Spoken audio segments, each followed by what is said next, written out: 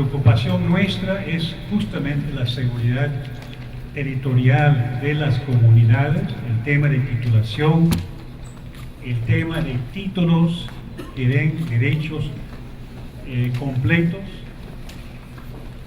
para las comunidades campesinas y las comunidades nativas del Perú. Nos preocupa mucho esta ley. Descubrimos casi por casualidad a fines de julio el título 3 de esta ley. Toda la atención pública estaba fijado en el título 1.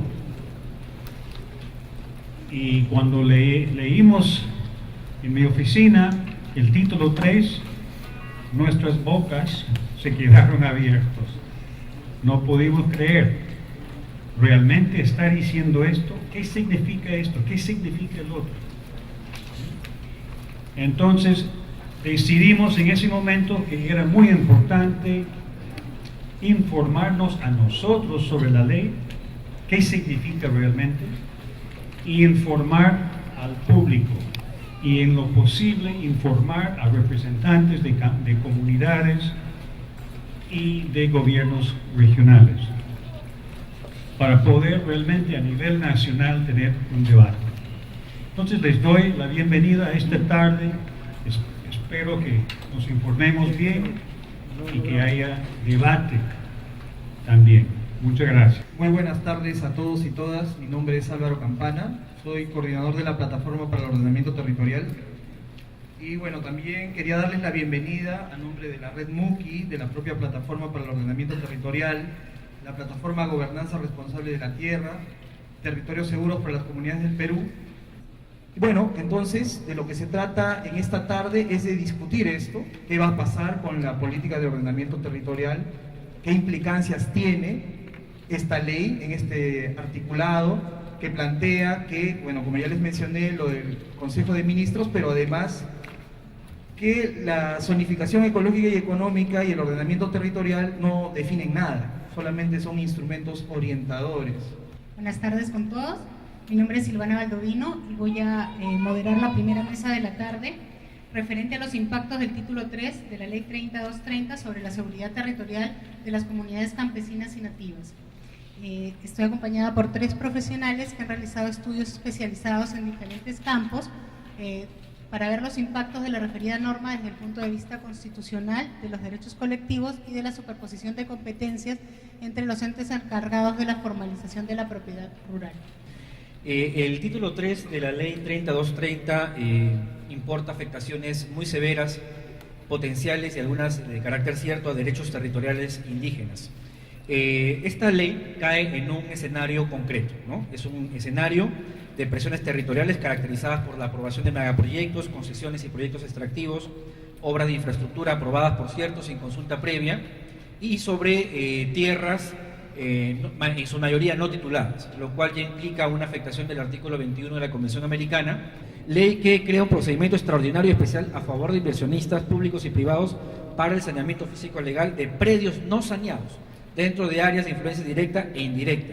El único objetivo legal de la ley entonces es dinamizar y favorecer las inversiones privadas o públicas, y el objetivo para ello es sanear física y legalmente predios a fin de que estos entren en el tráfico jurídico y puedan, en el caso de los privados, ser objeto de transacciones, ¿no es cierto?, para poder viabilizar el ejercicio de los derechos otorgados, llámense concesiones. Una ley sumamente compleja, sumamente detallada, muy técnica, que no ha tenido opiniones técnicas de ningún organismo especializado, ni público ni privado, y que fue aprobada por el Parlamento en la Comisión Permanente del Congreso por 11 congresistas en solamente 2 semanas de procedimiento.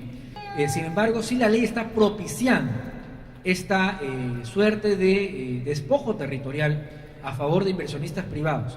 Pero ¿qué tal si la ley 3230 se publica una modificación en la que se declara, se excluye del efecto a las tierras de comunidades campesinas y nativas? ¿Sería esto suficiente? Nos planteamos que no. Y esto por la sencilla razón de que el actual gobierno se ha arrogado la potestad de decidir quién es indígena y quién no. Es decir, se señala, ¿no es cierto?, bajo una tesis ciertamente un poco peregrina, que las comunidades, no existen pueblos indígenas o comunidades indígenas en la costa, ¿no es cierto?, y en la sierra está por verse. Entonces, ¿quién decide quién es indígena y quién no? El Estado. La ley, esta cláusula de condicionalidad estaría entonces supeditada a un ejercicio discrecional unilateral del Estado.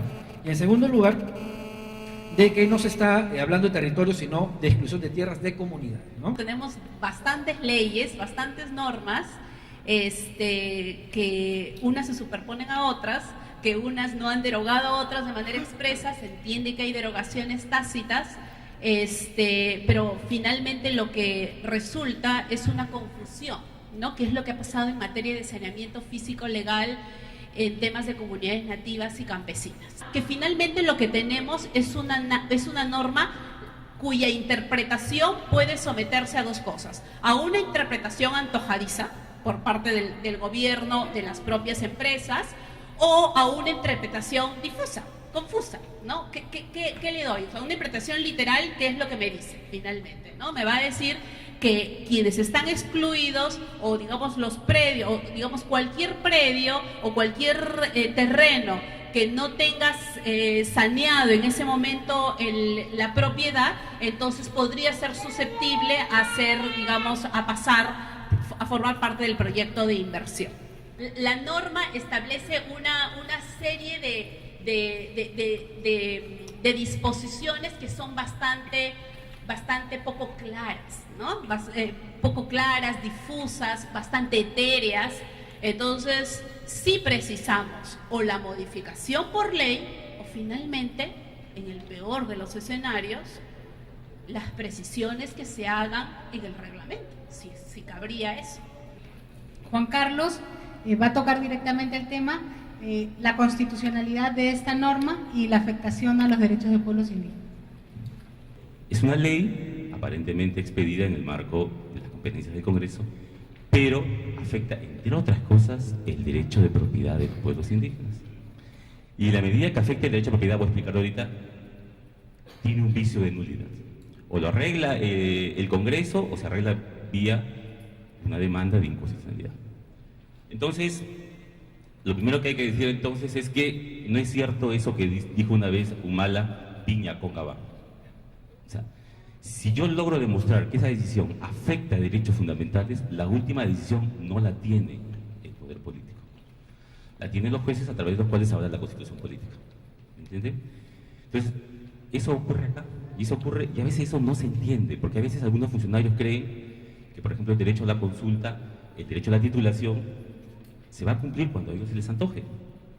Pero hay una excepción, que es el punto central de la inconstitucionalidad de la norma. Es cierto, si no está titulado un territorio, es del Estado, salvo que sea territorio de los pueblos indígenas. Por el caso de los pueblos indígenas, la simple posesión ancestral equivale al título.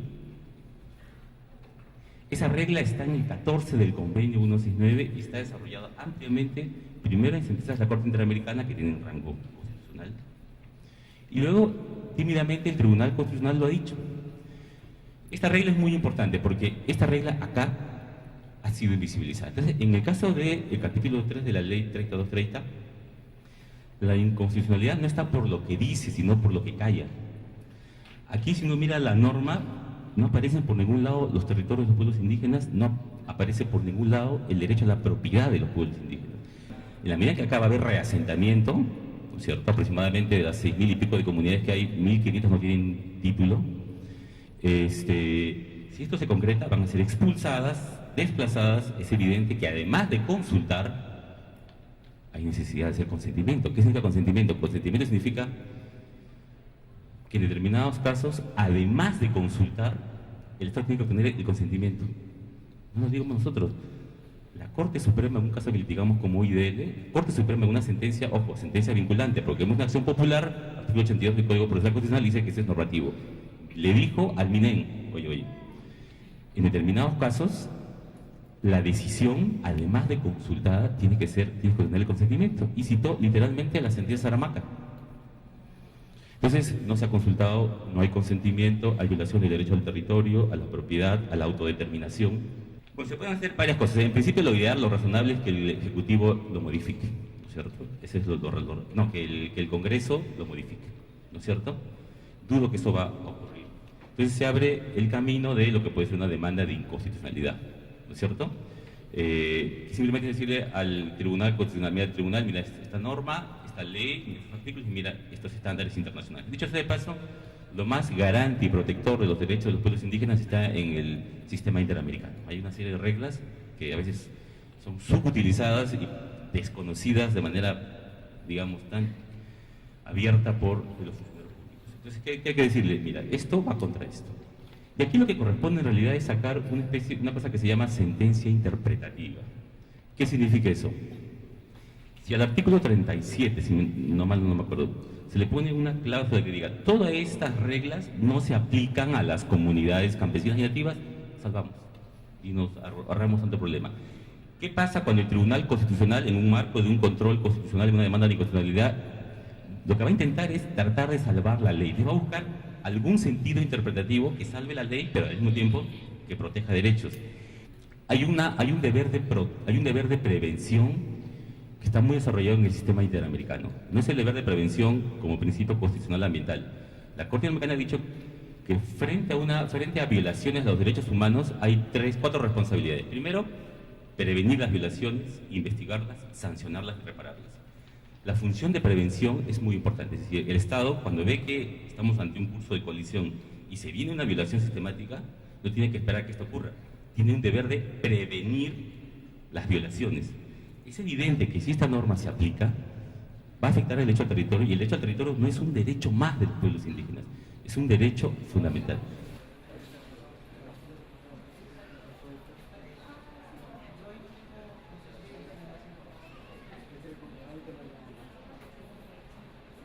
Entonces, en este proceso de simplificación normativa y actualización normativa de todo, digamos, el régimen tanto administrativo como legal que existe en nuestro país respecto al procedimiento de reconocimiento y titulación, tiene que realizarse un consenso nacional para poder empezar a cambiar estas normas y hacerlas mucho más simples.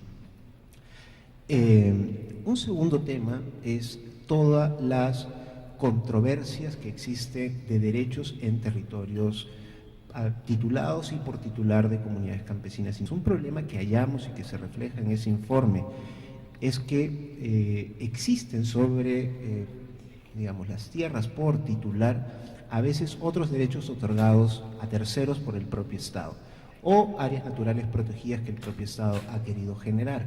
En esas zonas, por ejemplo, se pueden entregar concesiones forestales, concesiones mineras, en fin, un conjunto de derechos frente a terceros. Y que en la práctica, no digo normativamente, sino en la práctica, generan la paralización del proceso de titulación. Este es el caso de la comunidad de Alto Tamaya-Sahueto, que justamente 11 años buscando su titulación, Edwin Chota no logró, a pesar de haber tocado infinidad de veces las puertas de las instituciones regionales y nacionales para lograr su titulación, no lo pudo obtener. Él perdió la vida y aún al día de hoy todavía el título de propiedad de su comunidad no se ha podido otorgar. Y esto básicamente por una inadecuada interpretación de las normas que existen, de este aparato normativo que he señalado que es muy difuso y que también ha sido ya referido por los anteriores ponentes, y que justamente genera que interpretaciones así terminen en la práctica por impedir la titulación de estas comunidades. Para nosotros esta ley, si es que se interpreta, esta ley no se podría interpretar en el sentido de que modifique el régimen de comunidades, el régimen de propiedad de las comunidades campesinas y nativas por un simple hecho, que ésta no ha pasado por un proceso de consulta previa. Nosotros al Poder Ejecutivo le hemos instado justamente a que pueda emitir un lineamiento preciso de que esta norma se tiene que interpretar de otra manera distinta a la posibilidad de la modificación del reglamento del régimen de protección de la propiedad comunal de las comunidades campesinas y nativas.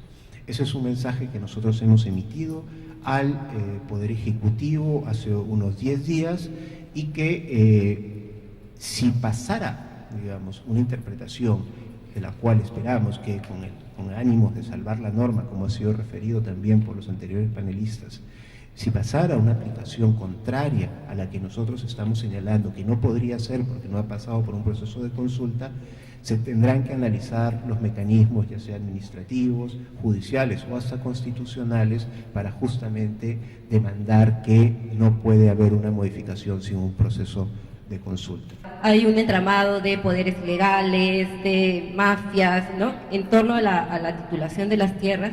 Aquí hay un tema que nosotros estamos tratando de coordinar con Agricultura, que va orientado a dar un respaldo en términos de lineamiento, de recojo y evaluación de información para el reconocimiento e inscripción de personería jurídica de comunidades nativas en los registros nacionales, ¿no?, y que permitan facilitar a los gobiernos regionales estos procesos de titulación. Entonces, este esfuerzo por generar lineamientos que faciliten los procesos de titulación en las comunidades nativas y desarrollo agrario en la selva, en la zona amazónica, creemos que puede ser una medida que favorezca el desentrampamiento de estos procesos de titulación, ¿no? En cuanto al tema de la reglamentación de la ley número 30230, ¿no?, en este caso nosotros desde el Viceministerio de Interculturalidad y también desde el otro viceministerio hemos emitido una opinión, una propuesta para la reglamentación de la ley, en la cual pedimos específicamente que se agregue una disposición complementaria en la medida que se señale que las medidas establecidas en el presente reglamento sobre procedimientos especiales de saneamiento físico legal excluya y no sea aplicable a tierras de comunidades campesinas y nativas, incluyendo reservas indígenas y áreas de uso público de protección, forestales de protección, que constituyan sitios o zonas arqueológicas y aquellas declaradas como parte integral del patrimonio cultural de la nación. Lo que quiero transmitir es una mirada distinta, es una posición distinta, es una forma de ver distinta que creemos que está sustentada en la propia ley. La ley 30.230, a la cual la mesa anterior se ha referido, en el sentido que afecta a los derechos de las comunidades, que afecta el derecho de propiedad de las comunidades, para el Poder Ejecutivo y para el Ministerio de Vivienda, que es quien está a cargo de refrendar el reglamento de esta ley no afecta. Y no puede afectarla porque si hubiese querido referirse a las comunidades, entonces tendría que haber sido materia de una consulta previa. Este es el artículo que se ha reformado a través de esta ley 30.230. Si usted invadía en la propiedad, pasaba las 24 horas, entonces usted solamente tenía la oportunidad de sacarlos a través de un juicio. Esta ley dice, se terminó las 24 horas. Desde que usted tiene conocimiento, tiene 15 días para que sin necesidad de un juicio, sino con el apoyo de la policía, usted pueda expectorar al invasor. Entonces, si las comunidades, digamos, están siendo sujetas de invasiones, pueden defenderse con este dispositivo legal. La ley 24.657 y su reglamento del Decreto Supremo 0891-TR. Entonces, no me parece que existan normas contradictorias, difusas. Lo que sí estoy de acuerdo, tal como se ha expresado, que son normas antes de la Constitución del 93, y lo que sí comparto es que habría que emitir nuevas normas al respecto, pero sí con la participación activa, obviamente, de los pueblos indígenas, como no podría ser de otra manera. Gracias por la invitación a este evento. José Cachay, de la Dirección Regional Agraria de Loreto.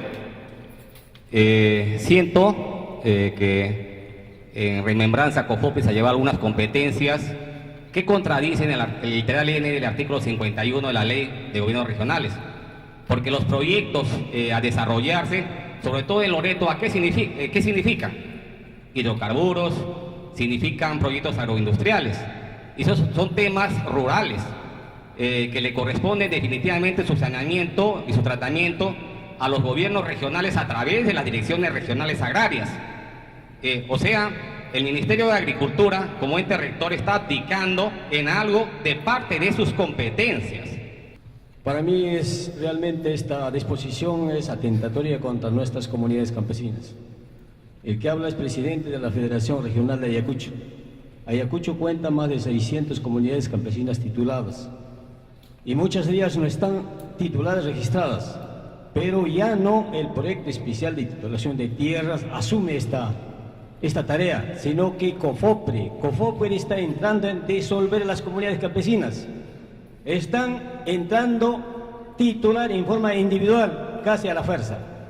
Bien, mi nombre es Ielso Hernández, soy cajamarquino, presidente de la Central Única Nacional de Rondas Campesinas del Perú. Bien, creo que a los cajamarquinos ya nos han dicho de todo. La pregunta es, bueno, en Cajamarca primero que nosotros nos están excluyendo de que las rondas campesinas ya no somos parte de los pueblos indígenas. Entonces nosotros durante este proceso de resistencia por la defensa del territorio hemos tenido que reconstruir nuestra crónica historia. Una crónica de nuestra historia como pueblos indígenas. Entonces la pregunta es, ¿por qué excluyen a las rondas campesinas de este proceso? Porque nosotros nos consideramos que somos sujetos de derecho, somos parte del Estado. Yo creo que en ese sentido nosotros, al menos en Cajamarca, hemos dicho, no vamos a permitir que nos tengan que muchas veces tratar como terceros. Nosotros somos originarios, somos campesinos, somos ronderos, somos parte de los pueblos indígenas, tal como dice el convenio 169. Antes de todo quiero agradecer la invitación que nos ha hecho, felicitando también a los organizadores de este evento tan importante para el pueblo indígena, para los campesinos de todo el país. En efecto, yo he escuchado las dos ponencias de la primera mesa, que totalmente estamos de acuerdo con los análisis que han hecho, y también la segunda mesa del representante de la Defensoría del Pueblo y del Ministerio de Interculturalidad, del Ministerio de Cultura. Y es lógico que los dos representantes del Estado están un poco nerviosos también, porque ellos están precisamente representándonos en estos momentos. Han hecho pelear a hijos con sus padres, a esposos con sus esposos, a padres con hijos, y todo el mundo se está peleando hasta hoy. Y dentro de las comunidades ya tituladas incluso han dado títulos a particulares. Entonces ese es el camino que usted, señor Paisamán, debe de corregir si está todavía en el gobierno. Cuando mencionan que a través del reglamento van a como excluir a los pueblos indígenas, a las comunidades nativas y campesinas, yo me pregunto por qué esperar el reglamento, ¿no? ¿Por qué no hacerlo en la ley? Porque en este país tenemos un historial de leyes que dicen algo y reglamentos que en lugar de darle forma dicen o quitan cosas inclusive, ¿no? No estoy diciendo necesariamente que detrás de esta norma hayan estado los mineros, pero en todo caso sí hay, diría yo, una concepción errada del territorio, del ordenamiento territorial y de la sostenibilidad en términos económicos, ambientales, etc. El ordenamiento territorial no busca ni significa paralizar absolutamente nada. El ordenamiento territorial es eso. Han venido impulsando este proceso los gobiernos descentralizados, impulsando los procesos de zonificación económica, ecológica. En ese sentido es que se presentó a partir de la plataforma de ordenamiento territorial con un amplio proceso participativo de construcción de propuesta normativa, se presentó un proyecto de ley que busca regular el ordenamiento territorial que está en el Congreso de la República, que ha sido objeto de una serie de audiencias públicas descentralizadas conducidas por la Comisión de Descentralización, que ya tiene un predictamen, listo para ser debatido en la Comisión de Descentralización. Como anécdota nada más, cuando en la última legislatura el presidente de la Comisión quiso ponerlo a debate, los congresistas oficialistas simplemente no asistían y dejaban sin quórum a la Comisión, entonces ni siquiera había posibilidad de discutirlo.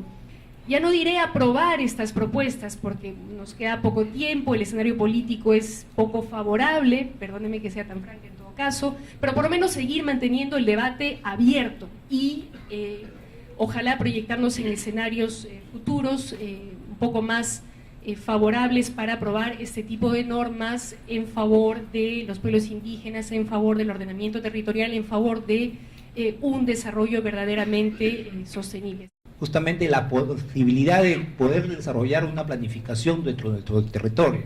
Nosotros como representantes de los gobiernos locales vemos con mucha preocupación justamente la norma que estamos debatiendo hoy día. Entonces, con estas normas que se están dando, ¿no? La 3230, justamente se limita justamente la posibilidad de hacer un ordenamiento territorial desde el punto de vista de los gobiernos locales, ¿no? Más aún si hay esas llamadas concesiones. Ustedes, algunos han tenido la posibilidad de ver de que hay distritos que están completamente concesionados. ¿Cómo se podría hacer una planificación ahí en esos distritos? Preguntémonos nosotros. Las limitaciones son muy fuertes, ¿no? En la medida que ya han sido cedidos a privados o han sido cedidos a las empresas mineras, lo cual no permite hacer una planificación territorial. Tiene absoluta razón la congresista cuando señala que el gobierno nos está pasando de contrabando medidas orientadas a favorecer a los sectores aludidos, desbaratando la ya limitada institucionalidad que tenemos y poniendo en riesgo los derechos de muchos de los peruanos, que definen dentro de las competencias exclusivas, también dentro de las competencias compartidas, una cantidad de atribuciones que son guardadas en el rincón de los justos en nombre del sacrosanto mercado. Si queremos irnos más abajo a cuestiones elementales, a la definición por la que se opta del ordenamiento territorial entra en confrontación directa contra los lineamientos de política para el ordenamiento territorial que diera el Ministerio del Ambiente en este país. Dos cuestiones finales para terminar y ceñirme al tiempo. La primera, gracias, una pregunta elemental. Si es el gobierno nacional el que va a ordenar de alguna manera el territorio, ¿qué credencial tiene para que creamos en esa capacidad? Yo diría que la principal credencial que tiene es la minería ilegal. El gobierno nacional ha sido el responsable directo del otorgamiento de concesiones mineras en territorios de comunidades indígenas, de comunidades campesinas, en áreas naturales protegidas y hasta en la plaza de armas de más de un centro poblado de este país. Y esa es su mirada del ordenamiento territorial. Un proceso en el cual el mercado es el que va a producir ese ordenamiento territorial, determinando qué le conviene y afectando ya no solo a las zonas de influencia directa de su intervención, sino también a las zonas indirectas de su intervención. Pero es el fracaso en primer lugar del Ministerio de Economía y Finanzas, que es el que firma el íntero de cheques que hay en este país y que es el que firma el íntero de autorizaciones de incremento de precios. Y al lado de ellos la Contraloría General de la República. Pero en tercer lugar, no desconozcamos pues las dificultades de un gobierno que de marzo a la fecha ha cambiado 2 veces de gabinete, aunque ha mantenido al ministro del Ambiente, y no olvidemos una lógica de recentralización creciente de recursos que es funcional, digamos, a esto que se ha convertido definitivamente en una mala palabra en el país, el ordenamiento territorial, y por lo tanto es funcional a la idea, a la decisión política que está en marcha. Yo terminaría señalando que pugnar por el ordenamiento territorial debiera hacernos a todas y todos pugnar también por una descentralización que tiene innumerables limitaciones, que tiene que ser corregida y ajustada, pero que no puede ser tirada por la borda, porque ello, una vez más, sería funcional a los designios del gran capital. Con todos y con todas agradezco la invitación y yo voy a ir directamente ya al tema. Ya se ha tratado, voy a hacer mención de cosas que no se han dicho. Una primera es la justificación, la exposición de motivos señala que ¿por qué hay que hacer cambios en el tema de ordenamiento territorial? Porque hay una confusión de ordenamiento territorial con ordenamiento ambiental, se dice, ¿no? Y entonces el ordenamiento ambiental es la competencia que le corresponde al MINAM. El ordenamiento territorial excede a sus competencias. Sacar de las competencias del MINAM el ordenamiento territorial. Esa es la intención. Y además, otro dato importante que dice la exposición de motivos. Dice, el criterio ambiental es un criterio más, ¿no? Junto con el criterio económico, sociocultural, institucional. Es un criterio y no puede tener un peso mayor que los demás, ¿no? Y esto contradice, ¿no es cierto?, la doctrina, la legislación comparada, porque lo ambiental, el medio físico es punto de partida en el ordenamiento territorial. O sea, no es que los otros no sean importantes, son importantes, pero el medio físico tiene una importancia, ¿no? Es relevante porque es el punto de partida sobre el territorio, sobre cómo es que se hace ordenamiento territorial, ¿no es cierto? Entonces los demás componentes importan, pero hay un peso que tiene, ¿no? Y por eso es que en Colombia se habla de al ordenamiento ambiental se le llama condicionamiento ambiental para el ordenamiento territorial. Hay condicionamientos en la legislación, en Alemania también. Entonces, no solamente sustraer, sino quitarle el peso al componente ambiental dentro del ordenamiento. Es otro de los temas que plantean. Y el otro tema es vaciar de contenido al ordenamiento. Es la tercera cosa que hace esta ley. ¿Por qué? Porque cambia la definición de lo que es ordenamiento, ¿no? Entonces, era proceso, si recuerdan, técnico, político, técnico, administrativo, de concertación para el uso y ocupación del territorio, ¿no? Entonces le quitan concertación y le quitan para el uso directo, sino para orientar el uso. Entonces ya el ordenamiento no define qué es lo que es una de las cosas de su contenido esencial, no define el uso, sino solamente lo orienta. No hay ninguna articulación de las políticas vinculadas con ordenamiento territorial con las concesiones, por ejemplo, en este caso, y hay instancias como el INGEMET en minería, que es el Instituto Nacional Geológico Minero Metalúrgico, que otorga las concesiones, que en la realidad define el uso de los suelos. Eso es lo que quiero reiterar y afianzar de la última punto de vista de Ana, ¿no? Aquí en la práctica lo que ocurre efectivamente es eso, y lo que se plantea que ocurre es eso. Sin ordenamiento territorial, sin una pauta para el ordenamiento territorial, sin una ley para el ordenamiento territorial, lo que se quiere es que no haya y que continúen siendo quienes definen el uso de los suelos los sectores correspondientes, ¿no es cierto? Y evidentemente con ello se afectan las competencias constitucionales de gobiernos regionales, locales, ya lo mencionó con detalle hace un momento la mesa anterior. Entonces, lo que queda es poco margen. En realidad los gobiernos regionales y locales pueden hacer poco respecto al conducir el desarrollo de su territorio si es que les están imponiendo qué se hace en sus territorios.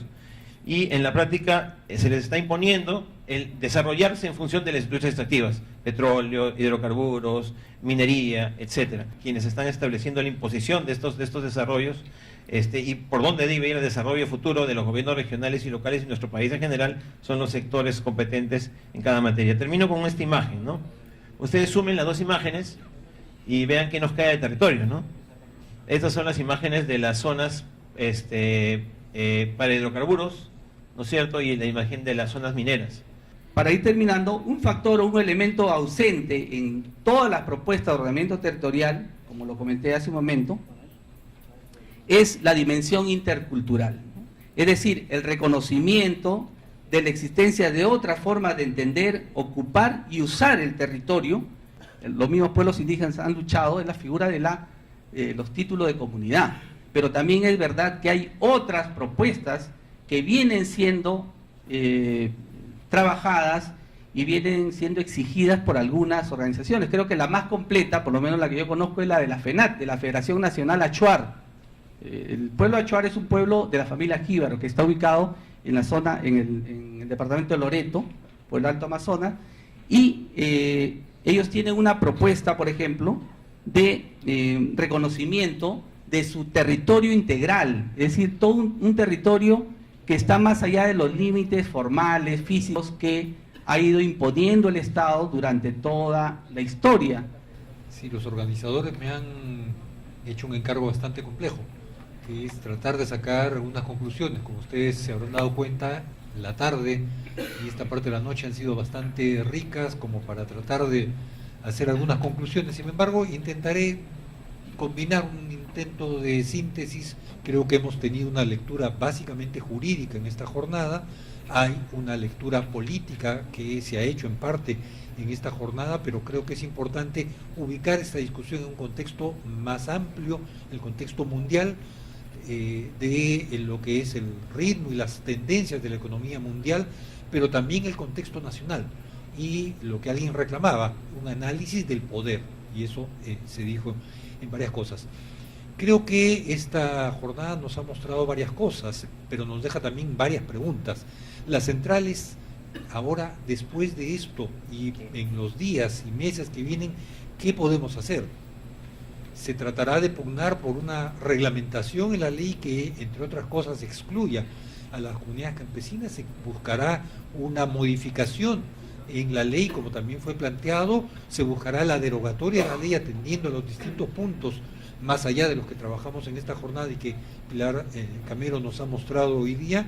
Creo que son decisiones o discusiones que deberíamos profundizar, es decir, más allá de esta ley, ¿a dónde apuntamos? El tema del poder, sin duda alguna, está aquí y creo que supone mirar también el contexto nacional. Acabamos de tener elecciones para gobiernos regionales y municipalidades, y lo que hemos visto es una gran dispersión de distintas fuerzas políticas y la presencia muy fuerte de candidatos y organizaciones que se han presentado claramente con un ánimo de lucro antes que un servicio a la comunidad o el intento de impulsar procesos de desarrollo sostenibles o democráticos.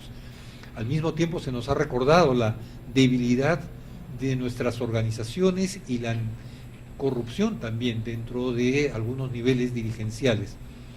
Creo que esta jornada, y son mis palabras finales, ha mostrado una gran participación de todos ustedes. Los felicito y agradezco por su presencia hasta esta hora. Creo que ello solo ha sido posible por la convocatoria y la presencia de distintas plataformas y organizaciones.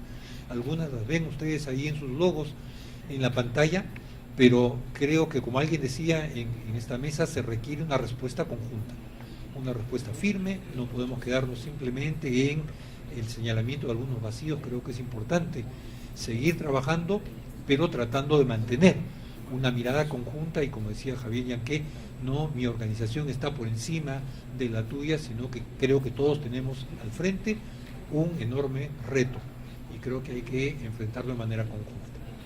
Sin más, les agradezco su tiempo, su paciencia, y los invito a un vino en el exterior de esta sala. Buenas noches y muchísimas gracias.